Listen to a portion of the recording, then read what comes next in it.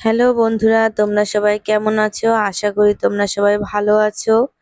তোমরা যে যেখানেই থাকো না কেন, তোমরা সাবধানে থেকো আর সবাই ভালো থাকো। আমি তোমাদের কাছে একটা ভিডিও নিয়ে এসেছি।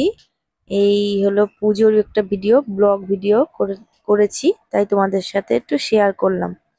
আমার মেয়ে তো শুধু শঙ্খ বাজাতে বাজাতে পুরো একদম চোখ মুখ উল্টে গেল। আর একটাতে বলছে যে অত জোরে বাজাস না, অত জোরে বাজাস না। আমি আজকে এই নীল ষষ্ঠীর একদম নির্জলা উপোস করেছি।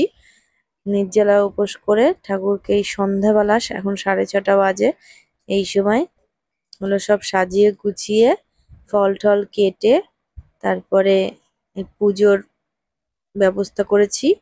এখন এই মালাটা পরিয়ে দিই, আকন্দ ফুলের মালা।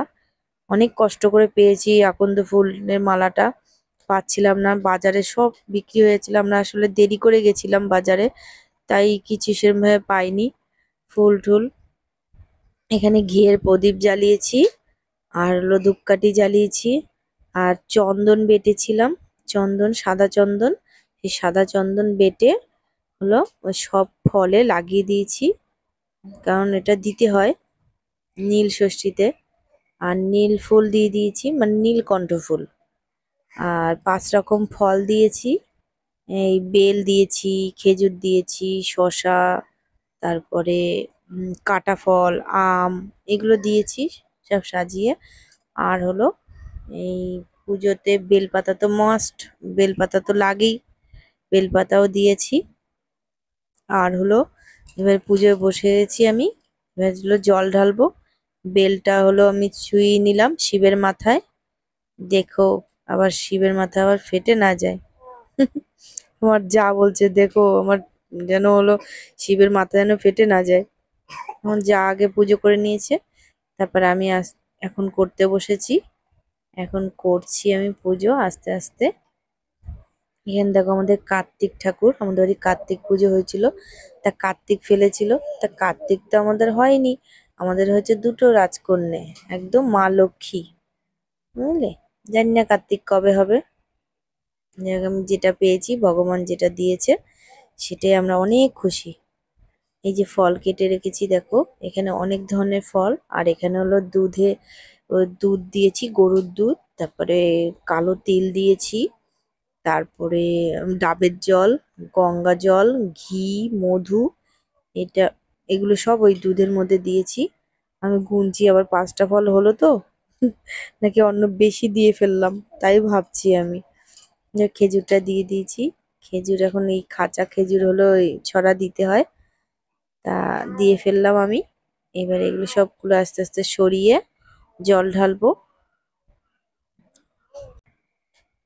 যাক, এবারে ঘটের জলটা নিয়ে, মানে ঘটের যে শুদ্ধ করা যে জলটি, সেই জলটি হলো আমি এবারে মাথায় ঢেলে দেব।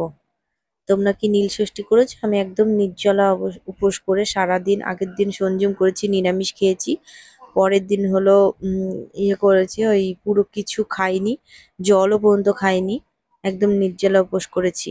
যাই হোক, এবার জলটা ঢেলে ফেলি, দুধটা শিবের মাথায়। উম, নিয়ে ঘটিটা নিয়ে ঘটির মধ্যে সব রেখেছি, আস্তে আস্তে ঢেলে ফেলি হাত রেখে। হ্যাঁ, ওম নমঃ শিবায়, ওম নমঃ শিবায়, ওম নমঃ শিবায়, নমঃ শিবায়। যাক, এবার ঢেলে শান্তি হলো।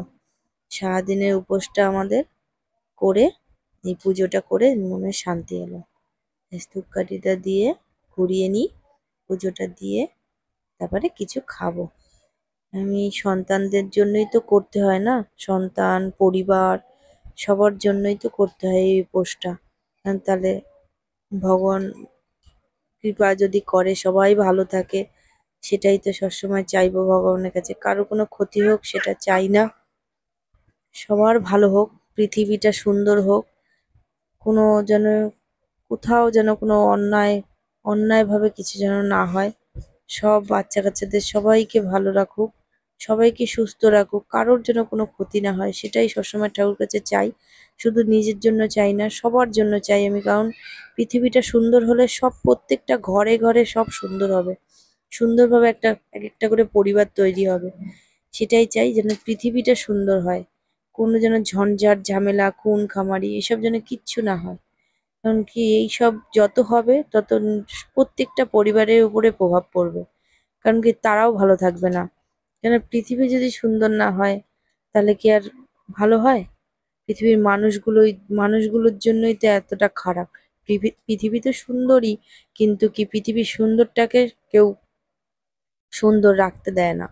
সেটাকে একদম নোংরামো করতে থাকে। সে নোংরামোতে একদম ভরে গেছে পৃথিবীর মানুষগুলো, এতটাই বাজে হয়ে গেছে যে কোনো জায়গায় যে শান্তিতে কেউ থাকতে পারবে সেরকম তো নয়। সব জায়গা হলো অশান্তি, সব জায়গা অশান্তি। এখানে অশান্তি, ওখানে অশান্তি, ওখানে খুন, এখানে খুন। মানে কেউ কাউকে মানে উপরে উঠতে দেয় না। উপরে উঠলেই একদম টেনে নামানোর চেষ্টা করে। কেন জানি না এত, সবার এত প্রবলেম কেন হয়? সবাই খেটে-খুটে করলেই তো হয়। কেউ কাউকে ঠকায় কেন? ঠকানোর কি আছে এমন? ঠকিয়ে কি হয় আমি বুঝে পাই না। ঠকালে তো উপরওয়ালার কাছে তো গিয়ে খবর ঠিক হয় না? কারণ উপরওয়ালা ঠিক তোমাদের খবর নিয়ে নেবে। তার উপরওয়ালারও ভয় করে না এরা। এমন এমন মানুষ আছে উপরওয়ালারও কোনো ভয় করে না। জানি না কেন এরা এতটা খারাপ হয়। যদি একটু ভালো হয়ে যায়, একে অপরকে যদি বোঝে, পরিবারের মধ্যেও একে অপরকে বোঝা দরকার। না বুঝলে কি আর হয়? বুঝলেই তো পরিবার একটা পরিবার হয় না? তুমি শুধু নিজেরটা শুধু ভেবে যাবে, তা নিজেরটা ভাবলে তো আর হয় না, সবারটাই ভাবতে হয়। যাক, প্রসাদটা এখানে দিয়ে দিই। এসব কথা তো আর বলে লাভ নেই। ভগবান তুমি এবার খেয়ে নাও। আমরা এবারে বাইরে চলে যাচ্ছি, তোমরা খেয়ে নাও। তুমি সব ভগবানদের বলছি। আমার একটু ফুল চাওয়ানো হয়নি, একটু ফুল চড়িয়ে দিই। ফুল পাতের দিতে হয়, দিয়ে দিলাম। ব্যাস, মধ্যে একটু বেলপাতা টেলপাতা রেখে দিয়েছি। কারণ হলো পরের দিন আমার বেলপাতাটা দেওয়া যাবে পরিষ্কার শুদ্ধ করে। শিবকে তো উঠাতে হবে। চতুর্দশীতে হলো কেটে যাবে। কারণ হলো বেশ সুন্দর লাগছে শিবকে। একদম পরিপূর্ণভাবে সুন্দর লাগছে। খুব সুন্দর, দারুণ লাগছে। পুজো পুজো একটা গন্ধ বেরোয় না? পুজো যেরকম পুজো আসলে বা বাড়িতে একটা পুজোর একটা অনুষ্ঠান হলে একদম সারা বাড়িময় একদম পুজো পুজো গন্ধ বেরোয়। কি যে ভালো লাগে, কি বলবো আপনাদের। এখানে প্রদীপ জ্বালিয়েছি, আর পুরো একদম ঘিয়ের প্রদীপ।